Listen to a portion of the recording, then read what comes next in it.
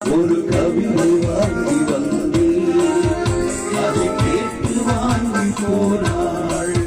அந்த கண்ணி என்னவானாள்? நான் காற்று வாங்க போனேன். ஒரு கவிதை வாங்கி வந்து